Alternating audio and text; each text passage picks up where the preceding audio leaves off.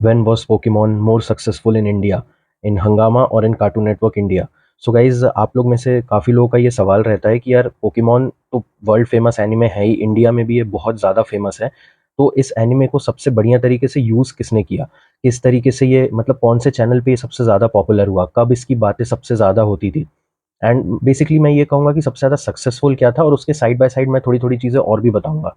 So without wasting any time video को start करते हैं। तो अगर हम कार्टून नेटवर्क इंडिया के पर्सपेक्टिव से देखें तो देखो, मई ऑफ 2003 में सबसे पहले पोकेमॉन आया था कार्टून नेटवर्क इंडिया पे। उस टाइम पर इंडिया में किसी को भी पोकेमॉन का पता नहीं था, एंड अचानक से हमने देखा कि यार ये गर्मी की छुट्टी में एक बिल्कुल नया, उस टाइम पे तो ये भी नहीं पता था कि एनीमे क्या होता है, कार्टून क्या होता है, तो हमें यही लगा कि यार बिल्कुल नया कार्टून आ रहा है। एंड तुरंत ही मैं कहूँगा कि ऐसा नहीं था कि टाइम लगा पोकेमॉन को, आई थिंक विद इन 1 और 2 मंथ्स गर्मियों में ही मतलब समर्स ऑफ 2003 में ही पोकेमॉन इतना फेमस हो गया था गाइज कि ये चीटोस हो गया, फिर चिप्स हो गए, इसमें इसके टैजोस मिलते थे, देन कार्ड्स मिलना शुरू हो गए थे, देन इवन हम जो एग्जाम बोर्ड रहता है ना, जिसपे हम मतलब रख के लिखते थे, उसमें तक पोकेमॉन के मतलब सब कुछ में पोकेमॉन पूरी तरीके से बैठ गया था विद इन 3 to 4 मंथ्स, अगर मैं रियलिटी में कहूँ। एंड अगर मैं बिजनेस वाइज कहूँ तो बिजनेस में भी काफ़ी फ़ायदा दे ही रहा था कार्टून नेटवर्क इंडिया को, क्योंकि अगर वो नहीं देता तो शायद इतने सारे सीजन्स नहीं आते। बट वो जैसे ही स्टार्ट हुआ, एक अलग ही लेवल पे इस शो को लोग रेट करने लगे। And to be honest, Cartoon Network India ने भी इसको बहुत बढ़िया, बहुत ही शार्पली तरीके से यूज़ किया, क्योंकि जब उन्होंने देखा कि यार ये पॉपुलर हो रहा है, तो इसको एक सेपरेट टाइम दे दिया, और ऐसा टाइम दिया जो आई थिंक 7-8 साल मतलब उस टाइमिंग से पोकेमॉन हिला ही नहीं, विच वॉज इवनिंग के 5 बजे। ये उसकी न्यू एपिसोड्स की टाइमिंग रहती थी, इवनिंग के 5 बजे, मतलब शाम के 5 बजे बिल्कुल नए एपिसोड्स आते थे पोकेमॉन के। देन अगर मैं रिपीट देखो, टूनामी पे आता था पोकेमॉन, तो मतलब कार्टून नेटवर्क इंडिया का जो ब्लॉक था टूनामी, उस पे 5 बजे से पोकेमॉन आता था। देन उसके बाद अगर आप रिपीट देखो तो मेरे ख्याल से 8 बजे रिपीट होता था, देन एक बार लेट नाइट फिर रिपीट होता था, एंड सुबह देन रिपीटेड एपिसोड्स 1 घंटा आते थे। तो ऑल एंड ऑल बहुत बढ़िया तरीके से दिमाग लगा के कार्टून नेटवर्क इंडिया ने इसको प्रमोट किया। और सबसे बड़ी बात गाइस, प्रमोशन जो कार्टून नेटवर्क इंडिया करती थी ना, वो मुझे नहीं लगता कि कोई भी कर सकता है, इसीलिए क्योंकि कोई भी नया सीजन आता था, कोई भी नया एपिसोड आता था, कुछ भी नई चीज़ें, पोकेमॉन की कोई मूवी आती थी, तो उसको इतना बढ़िया तरीके से प्रमोट करते थे ना, कि मुझे लगता है कि कार्टून नेटवर्क इंडिया से सबको ये सीखना चाहिए कि किस तरीके से आप कोई शो को सक्सेसफुल बना सकते हो, उसको प्रमोट करके, सही तरीके से प्रमोट करके, जो उन्होंने उस टाइम पर किया था। एंड पोकेमॉन के एक के बाद एक सीजन्स आना शुरू हुए। एंड ये जर्नी 2010 तक तो कम्प्लीटली कार्टून नेटवर्क इंडिया पे ही आता था पोकेमॉन। देन उसके बाद 1-2 साल पोगो पे आया, एंड देन उसके राइट्स मिल गए हंगामा चैनल को, या फिर आप कह सकते हो डिज्नी को। तो अब हंगामा और डिज्नी ने उसको किस तरीके से यूज़ किया, थोड़ा उस पर बात करेंगे। तो देखो, हंगामा पे जब ये आना स्टार्ट हुआ, which was I think April of 2014, अप्रैल या मई ऑफ 2014, मुझे याद है क्योंकि मैं उस टाइम पे 12th में था। तो अप्रैल या मई 2014 में स्टार्ट हुआ ये। एंड इन्होंने भी बहुत बढ़िया तरीके से प्रमोशन किया था हंगामा ने। अगर मैं रियलिटी में कहूँ गाइज, हंगामा ने बिल्कुल आप कहो कि बड़ी बिल्कुल स्क्रैच से उसको लिया, बिल्कुल नई डबिंग करी, प्रमोशन बहुत बढ़िया किया। एंड जो भी उनके हाथ में था, जो भी वो कर सकते थे, उन्होंने बहुत बढ़िया तरीके से किया। तो हंगामा पे जब पोकेमॉन स्टार्ट हुआ तो उसमें भी बहुत बढ़िया हाइप थी, बहुत बढ़िया तरीके से प्रमोशन किया, रिस्पॉन्स भी बहुत बढ़िया मिला, टीआरपी स्काई रॉकेट हुई। बट 2014-15 आई थिंक 16 के मिड मिड तक पोकेमॉन की हाइप थी।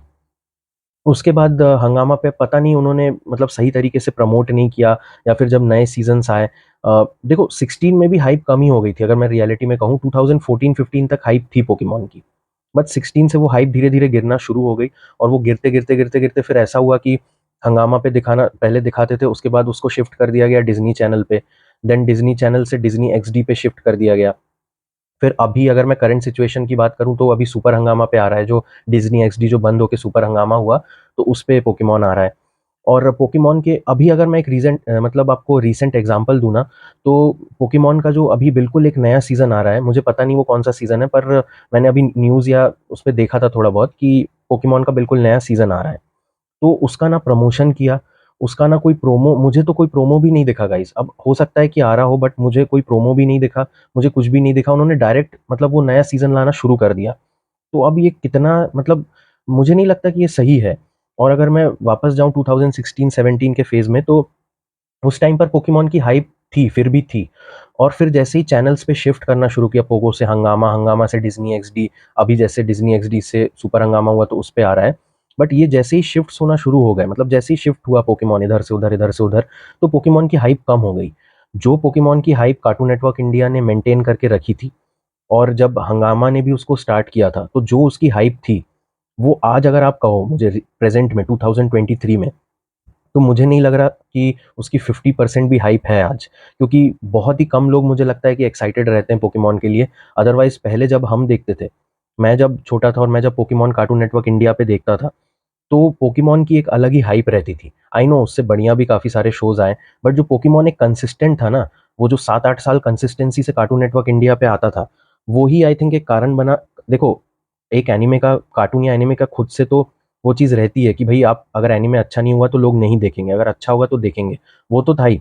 बट कार्टून नेटवर्क इंडिया ने जिस तरीके से उसको प्रेज़ेंट किया, उसके अब एक और चीज़ है, अगर आप उसका थीम सॉन्ग देखोगे, तो कार्टून नेटवर्क इंडिया ने उस थीम सॉन्ग को बेटर तरीके से डब किया, और हंगामा ने उतने अच्छे से नहीं किया था। बट अगर मैं डबिंग क्वालिटी की बात करूँ, तो दोनों ने ही बहुत बढ़िया तरीके से डबिंग करी है, इसमें कोई शक नहीं है कि डबिंग क्वालिटी में मैं बिल्कुल ऐसा नहीं कह सकता कि किसी ने कम किया है।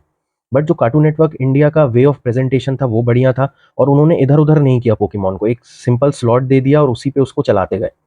तो अगर ओवरऑल मैं कहूँ, देखो क्वालिटी वाइज़ दोनों ही बढ़िया थे। अगर आप उनके वो जो ओपनिंग्स या एंडिंग्स की बात करो, तो उसमें डेफ़िनेटली कार्टून नेटवर्क इंडिया ही बेटर था। देन जो जोटो जर्नीज़ के आस-पास में जो सॉन्ग्स आते थे, उसको इन्होंने कार्टून नेटवर्क इंडिया ने उसको भी डब किया था। मैं ओपनिंग एंडिंग सॉन्ग्स की बात नहीं कर रहा हूँ, मतलब पोकेमॉन जैसे ही चलता था तो उसके एंड में या फिर स्टार्टिंग में एक सॉन्ग्स आते थे, अगर आपको याद होगा तो। तो उसको भी उन्होंने हिंदी में डब किया था, तो हंगामा ने उनको नहीं किया। देन आई थिंक क्वालिटी में कोई कॉम्प्रोमाइज़ नहीं हुआ है, डबिंग भी टॉप नॉच हुई है, स्क्रिप्टिंग भी बहुत बढ़िया हुई है। बट जहाँ पे कार्टून नेटवर्क इंडिया बाजी मार गया ना गाइस, वो ये था कि जो पोकेमॉन की हाइप थी, उन्होंने उसको काफ़ी लंबे टाइम तक मेंटेन रखा। बट सैडली हंगामा या डिज्नी एक्सडी या सुपर हंगामा सैडली इसको कंटिन्यू नहीं रख पाई। एंड मुझे बहुत बुरा लगा गाइस कि without any promotion, without anything, आप पोकेमॉन के नए सीजन्स को ऐसे ही लाते रहते हो। आई थिंक आपको प्रमोट करना चाहिए, क्योंकि अभी भी अगर आप प्रमोट करोगे ना, तो पोकेमॉन में बहुत पोटेंशियल है। सो देखो गाइस, वीडियो काफ़ी लंबी बन गई है। होप कि आपको ये वीडियो पसंद आया होगा। आपके लिए कौन-सा ऊपर है? हंगामा वाली डबिंग ऊपर है, या फिर क्या, मतलब आपको क्या लगता है, हंगामा वाला ऊपर है या कार्टून नेटवर्क इंडिया वाला?